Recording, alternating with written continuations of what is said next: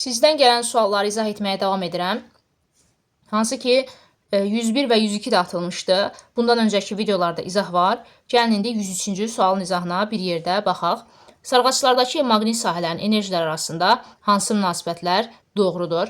Fikir versəz, buraya A qütbünə cərəyan mənbəyini tutaq ki, müsbət qütbü deyirəm, buraya isə mənfi qütb. Cərəyanı müsbətdən göndərirsiniz. Gördüyünüz kimi 2 dənə qola parçalandı. Burada müqavimət erdir. Aşağıda isə 2 dənə rezistor var və bir-birinə paralel birləşir. Paralel birləşmədə əgər müqavimətlər bir-birinə bərabər olarsa, birinin müqavimətini götürürsünüz və bölürsünüz saya. R-ni neçəyə böləcəm? 2-yə. Çünki 2 dənə rezistor var. R bölə 2 oldu. Yuxarıda müqavimət R, aşağıda müqavimət R bölə 2 oldu. Ohm qanununa görə I bərabərdir. U bölünsün R-dir. I R ilə tərs asıdır. İndi burada müqavimət 2 dəfə az olduğundan buradan 2 dəfə çox cərəyan şiddəti keçəcək. Yəni bura 2 deyəcəm.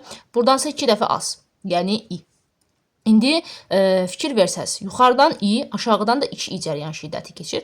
Deməli, avtomatik buradan 3I cərəyan şiddəti yazmalıyıq.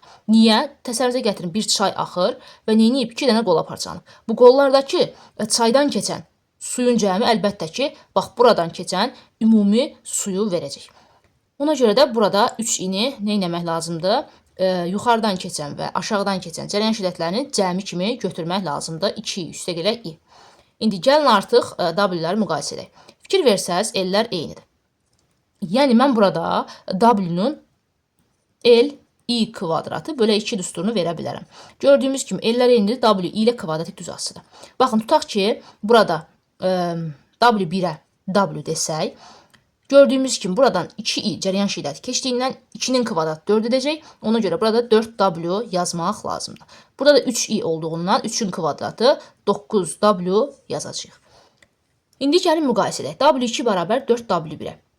W2 4W'dur, W1 isə sadəcə W-dur. Yəni mən bunu 4-ə vuranda gördüyünüz kimi aşağıdakını alıram. Elə deməli doğru cavab 1-dir. Sonrasında 3 və 1-i müqayisə edəndə, baxın, birincini 9-a vursam, gördüyünüz kimi üçüncünü 9W-ni alıram. Deməli, W1-i 9-a vuracaq. Baxın, 3 də doğrudur.